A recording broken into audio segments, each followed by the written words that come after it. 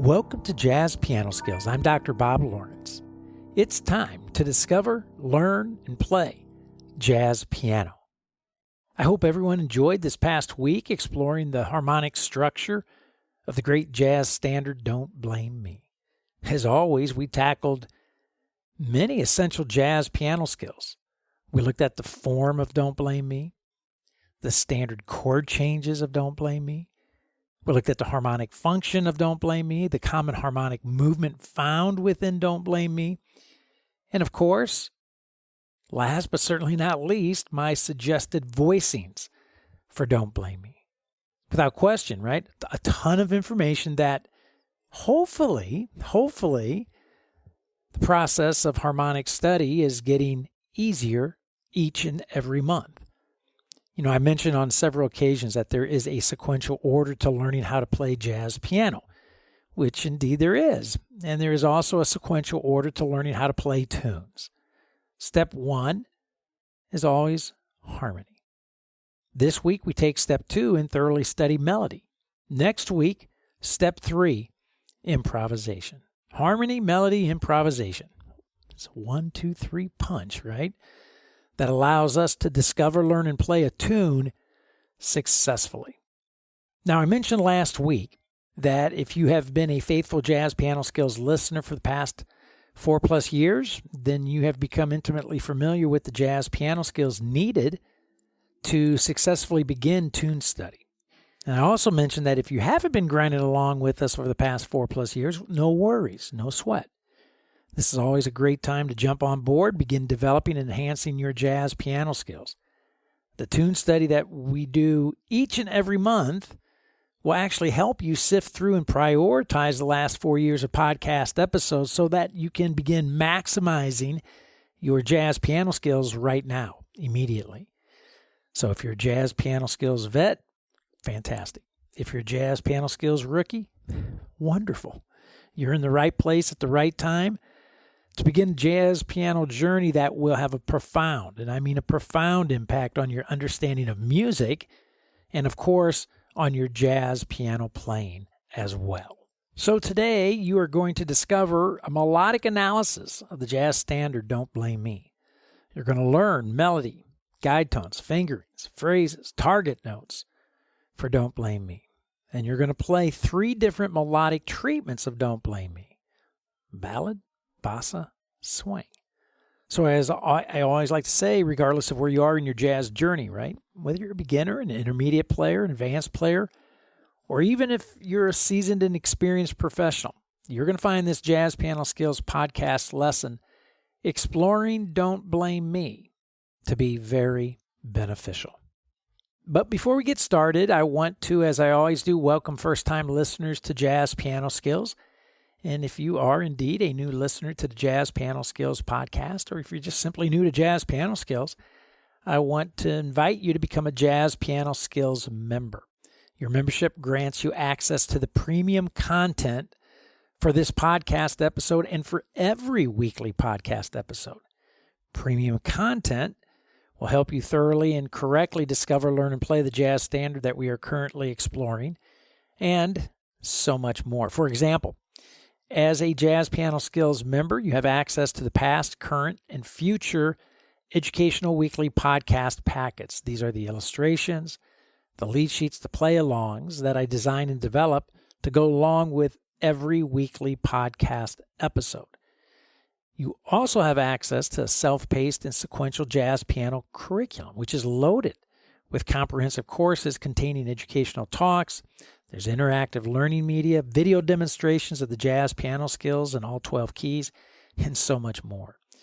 As a member, your premium content reserves a seat for you in my online weekly masterclass, which is held every Thursday evening. If you can't attend, it's no big deal because the masterclasses are recorded. So you can watch the video of the class and rewatch the class whenever and as often as you wish. You'll also have access to an online interactive fakebook containing must-know jazz standards with excellent chord changes, chord scale relationships, harmonic function analysis. There's listening suggestions, historical insights, and more. So well worth it. As a Jazz Piano Skills member, you can also hang out with some old friends and meet some new friends in the online private jazz piano skills community, which hosts a variety of engaging forums. And finally, as a Jazz Piano Skills member, your premium content allows you unlimited private and professional educational support whenever and as often as you need it. So all of these amazing privileges are waiting to help you discover, learn, and play jazz piano. So check it all out at jazzpianoskills.com. And of course, become a member to enjoy premium content, plus all of the other privileges that I just mentioned. So check it out. And as always, if you have any questions, do not hesitate to contact me. I'm happy to spend some time with you and answer any questions that you may have. Okay, on to the question of the week. And this week's question comes from Pat Duchette, living in Houston, Texas. And Pat writes, I know it is important to study music theory, especially as an aspiring jazz pianist. However, there are so many different music theory books available today, and it's overwhelming. I would like to know if there is a specific book that you would recommend for a beginner. As always, thanks for your help and guidance. Well, Pat, you're 100% correct. There are an overwhelming number of music theory books available today. And I'm talking jazz music theory books, right? It's overwhelming, no doubt about it. But if I had to pick one jazz music theory book for you to have sitting on your piano, it would have to be the book called The Jazz Language by Dan Hurley. The Jazz Language by Dan Hurley. Now, this book has been around for a very long time, and it's considered a classic within the world of jazz education. And in fact, this book has been used for years, and it still may be used at the University of North Texas to teach jazz theory to all of the jazz majors. The entire title of the book, however, is, check this out, the entire title of the book is called The Jazz Language, a Theory Text for Jazz Composition and Improvisation. Right? The title's pretty telling, right? A theory text. In other words, get ready to read, get ready to think, which of course is right in line with what I preach all the time, that your conceptual understanding drives your physical development. In other words, you have to know jazz first and foremost in your mind before you can have any chance of physically executing it in your hands. So I absolutely love the entire title of this book, The Jazz Language, a Theory Text for Jazz Composition and Improvisation by Mr. Dan Hurley. Now, quick side note, Dan, who I had as a guest on Jazz Piano Skills back on July 6, 2021. In fact, he served on faculty here at the Dallas School of Music for 8 years as well, so I get to work side by side with him. Dan was considered one of the jazz education pioneers. No doubt about it. You know, after John Mahegan, Dan was part of a trio of jazz educators who are all legends in the field. The two other giants, Jerry Coker, David Baker. So it's Dan Hurley, Jerry Coker, David Baker. Pioneers in the field of jazz education. Okay, so back to the book. It's a thin book, which is deceiving, right? It's a thin book, but it is packed with essential jazz information. Absolutely no fluff, zero fluff to this book. So to my point, let's check out the various chapters of this book. We have Chapter 1, Intervals. Chapter 2, Basic Chord Construction. Chapter 3, Modes of the Major Scale. Chapter 4, Basic Substitution and Function. Chapter 5, 13th Chords. Chapter 6, Modes of the Harmonic Minor Scale.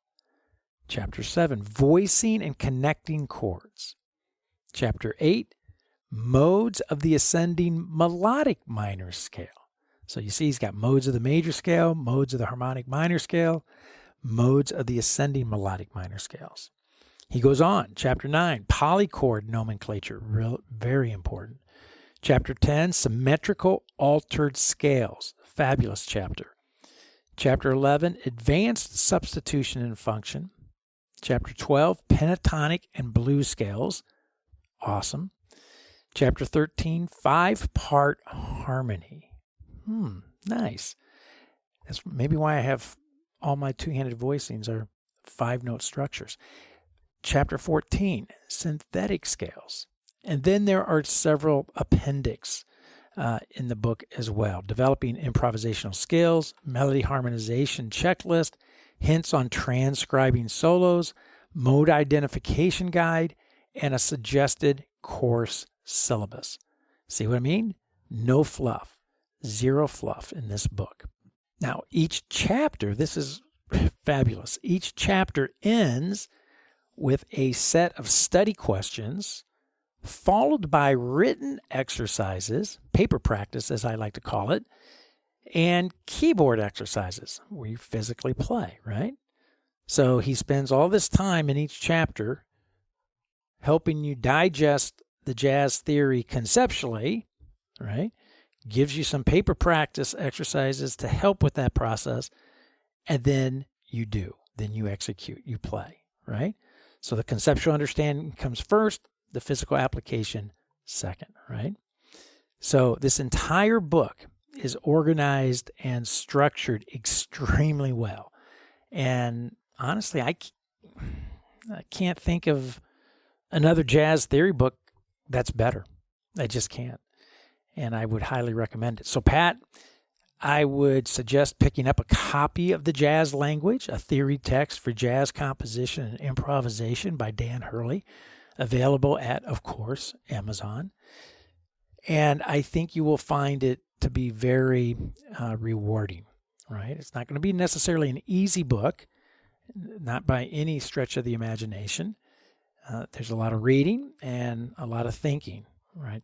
And packed in these within the pages of this book, but I would strongly recommend picking up a copy, and that would be the one. If I had to pick one, that would be the one I would recommend. So, great question, Pat. And as always, if you want some additional guidance regarding jazz theory material, do not hesitate to contact me. Again, I'm always happy to help you in any way that I can. So, okay, let's discover, learn, and play jazz piano. Let's discover, learn, and play Don't Blame Me.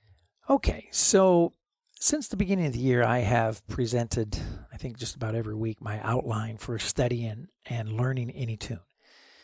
And again, for me, the genre makes no difference. I don't care whether it's a jazz tune, a rock tune, a pop tune, country, folk, R&B. I approach learning a tune the same way, regardless of the genre. Number one, I listen. I always listen, and I like to listen to various artists. I like to listen to vocalists. I like to listen to instrumentalists. And of course, I listen to pianists. And number two, I will always lock in first and foremost on after listening on determining the form of the tune. Every song has a form. What is it? Is it an AABA, ABAB, ABAC, and so on? After I have form identified, I will then turn my attention to learning the chords and the voicings for the tune, the harmonic movement, the common harmonic progressions. I like to lock in on various cadences, 2-5-1s, 1-4-5, fill in the rest of the harmonic movement of the piece. So once I have my chord changes, then I'll turn my attention to learning the melody of the tune.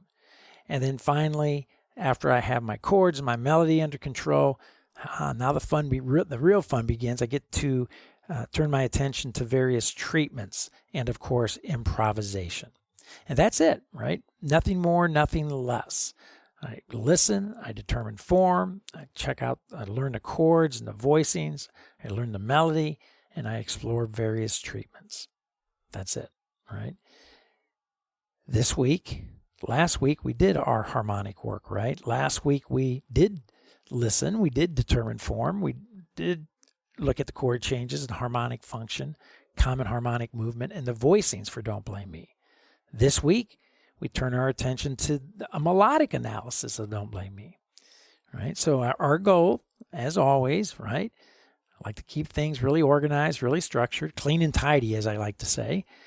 And I do this with my skills study or tune study. Again, that makes no difference, right? Whether I'm focusing on a skill or learning a tune, I want it to be very organized, very structured, very clean, very tidy. Conceptual understanding of all that we do musically must be structured and simple. That's the goal, right? So that it can be replicated over and over and over again, right? And y'all can attest to the fact that I've said it many times over the past 4+ years. In fact, I've already said it when talking about Dan Hurley's book, The Jazz Language. Your conceptual understanding of music drives your physical development. Therefore, your conceptual understanding of music, the goal is to get it to where your conceptual understanding is simple. It's simple. It's organized, right? Because if it's not simple and organized, then it's unorganized and it's confusing. Right? And if it's unorganized and confusing conceptually upstairs, you have zero shot of executing it in your hands downstairs on the piano. Brutal fact. Just as simple as that. You have to sort out the details conceptually first. Therefore, we keep our tune study very structured and simple and replicatable. We do the same thing, right? Every month. Harmonic analysis, melodic analysis, improvisation. We have an outline.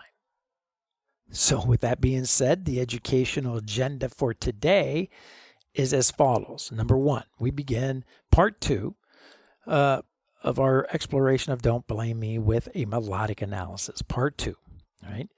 Number 2, we are going to listen, of course, to a definitive recording of Don't Blame Me. Number 3, we're going to turn our attention to the melody of Don't Blame Me. Number 4, we'll discuss the fingerings that I suggest for Don't Blame Me. Number 5, we will discover, learn, and play the melodic phrases of Don't Blame Me. Number 6, we will discover, learn, and play the melodic target notes of Don't Blame Me. And number 7, we will discover, learn, and play the melody with voicings of Don't Blame Me, right, using 3 different treatments. So we have a ton to do, no doubt about it. So if you are a Jazz Piano Skills member, I want you to take a few minutes right now, hit the pause button. I want you to download and print your podcast packets. These are the illustrations, the lead sheets, the play-alongs. Again, your membership grants you access to the premium content for this podcast episode, for every podcast episode, past, current, and future, right? So I mention it every week. You should be using these podcast packets when listening to the episode to get the most out of it. And of course, you should be using them when practicing as well. So if you are listening to this podcast on any of the popular podcast directories, such as Apple or Google, Spotify, iHeartRadio, Amazon, Pandora, the list goes on, then I would recommend going directly to jazzpianoskillspodcast.com. jazzpianoskillspodcast.com, and you will find the active download links for each of the podcast packets in the show notes.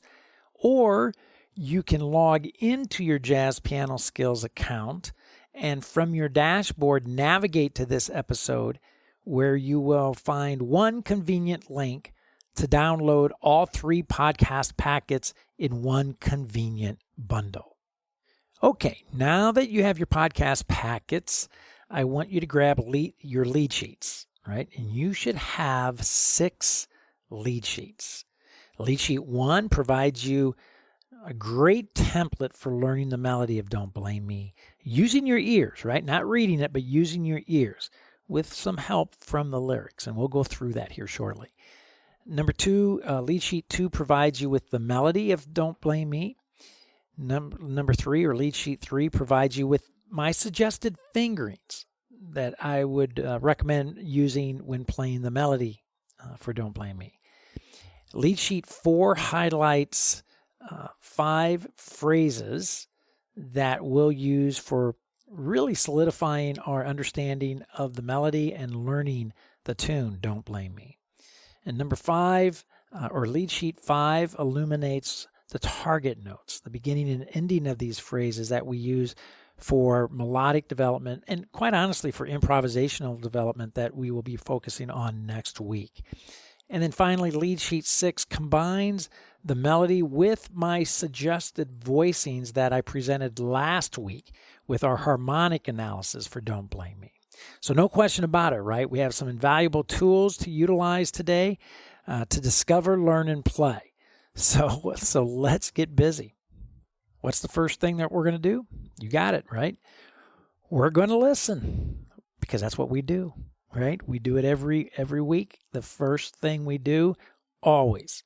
And I stress it all the time because I believe, quite honestly, I believe that is the most important step of all. I can't even imagine attempting to learn a tune without doing a lot of listening of that tune, without checking out a lot of different artists. And you know what? Artists from different genres too. I always, of course, select jazz musicians because it's jazz piano skills. But if there are renditions of this tune from other genres, I'll check those out as well. So I typically listen to vocalists first, as you know, right? Followed by instrumentalist, followed by pianist, right? Regardless, bottom line, I listen, and that's what we're going to do right now before we go any further. Right? Now, last week, we checked out Nat King Cole. This week, we turn our attention to an instrumental treatment, and I've selected none other than the great, the iconic Charlie Parker. Now, this is taken from the album One Night in Washington, which features Parker with an orchestra, which is fabulous. So as always, right? As always, I want you to grab your favorite beverage, a cup of coffee, or whatever you enjoy drinking. I want you to sit back, and I want you to enjoy simply the best of the best. This is Charlie Parker, again, from the album One Night in Washington, playing Don't Blame Me in 1953. Check this out.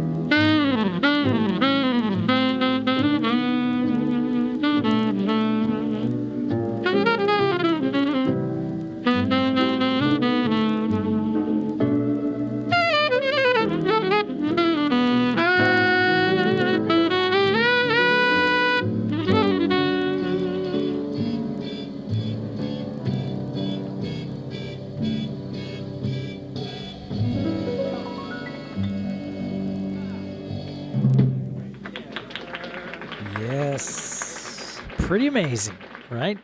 You know, as with all recordings, I want to encourage you to listen to it over and over and over again. And every time you do, I promise you, every time you do, you'll hear something new.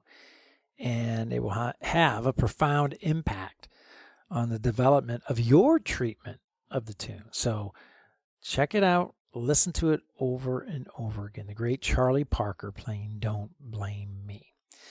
So now, let's explore those lead sheets. So I want you to grab lead sheet 1. Let's discover how to properly begin learning the melody of Don't Blame Me. Thank you for listening to Jazz Piano Skills. The remaining premium content of this episode is available to Jazz Piano Skills members at jazzpianoskillspodcast.com. Visit jazzpianoskills.com to learn more about membership privileges and become a Jazz Piano Skills member. Thank you.